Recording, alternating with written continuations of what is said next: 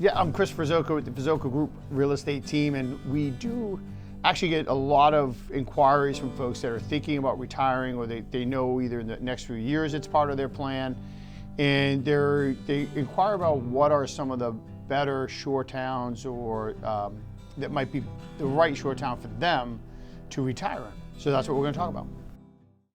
What makes the South Jersey Shore an ideal location for retirement living?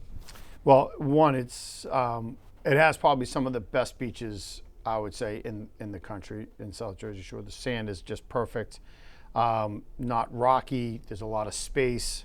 So if you are a beach person, and I know that kind of like, well, why would you retire to the beach if you're not a beach person, right? Or retire to the shore. And I can just tell you, there's something about being at the beach and in a shore town that is just so different in life, and that's why I think it's important that the quality of the beach is critically important. Like I said, it's not rocky.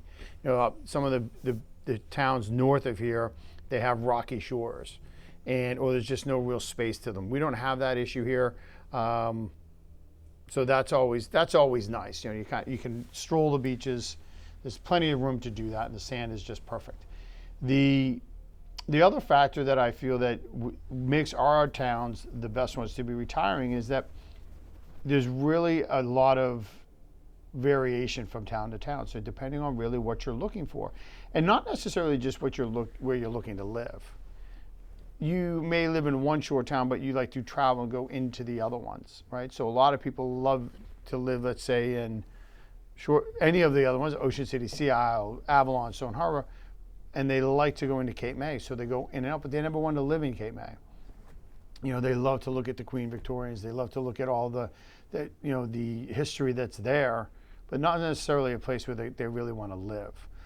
So I think what's really neat about it is that each shore town is so unique and different that you can live in one, visit the others, and you're going to have a lot of things to do even in the off season. Leading into talking about the off season now, when you're at that retirement age, if you will, you don't have a tremendous amount of people that live here year round. We have a lot more people now that come down over the winter months than we ever have before. Probably in part due to COVID, people have the ability to work from home, so there's a lot more options to be able to come down. But there's more people that come down in the off season than we've ever had. But it's still so quiet. There's virtually no traffic at all. Like, you get frustrated when you're at a traffic light. You do realize you're only the third or fourth car in line, right? And that's our traffic jam. So, it's just a lot more quiet. It's much more peaceful. You really get to enjoy all that these towns have to offer without really the hustle of the constant crowds. And I feel that when you go to some of these other communities that are north or south of us here, that they're just busy all the time. And that can be, in my opinion, just something that really, how is that enjoyable? How is that relaxing, that if you go someplace and there's just people nonstop? We have seasons here, Yeah, we don't necessarily have a lot of snow, but we do have all 4 seasons, so it's great. We have beautiful foliage here. When you start hitting the fall months. So which is maybe a lot of people don't think about that because they're focusing on the ocean and the beach. However, we have some great areas for foliage. We have some great trails that if you're into hiking, some lakes and streams and stuff that if you're in for fishing, for kayak, if you're into trail riding, there's a lot of places you can do that aren't right on the beach. So there's a lot of things to do that aren't just got to go to the Poconos so that you can go kayaking, to be on a lake, or to go trail riding, ATV riding, anything like that. You can do that here. And maybe a lot of people don't necessarily know that, but that's something that you could certainly do in your retirement age, if you will. Or just settling down at the shore, I would say, more than retiring, just settling here. There's a lot to do than just sit in your beach chair. Are there specifically designed retirement communities in any of the cities on the shore? Specifically designed, not necessarily. Each of the towns generally will have something for the elderly, so that there are people obviously that need more care or attention. So some of the towns may have buildings designed for that. Some of the shore towns, if you will, that aren't necessarily right on the beach. So that some of the offshore towns, they might have more of those communities, the 55 and older communities, there than more so than the actual shore towns do. So you would say there's maybe not as many 55 and older communities right here close to the beach. Correct. Okay. Are there common challenges faced by retirees trying to, find the right home out here? Common challenges. Yeah. Well, I would say what happens is that right now, with the way the real estate market is and where it's going and will continue, we only have a limited space here. We don't have endless acreage of land where we can just keep building out and out and out and just keep and build these communities. That you see a lot of them offshore in the, when you get up towards into like the Pennsylvania area from us here or what have you. I mean, they're building communities within these like complexes. So I mean, they have their own restaurants. They don't ever have to leave their neighborhood because they have restaurants, they have banks. We don't have that ability here. We have a limited amount of space. So what we have is that most of the people find that they can get priced out because the values just keep rising. So unfortunately for some of those people that want to retire here, it may not be feasible. Makes sense. Let's see.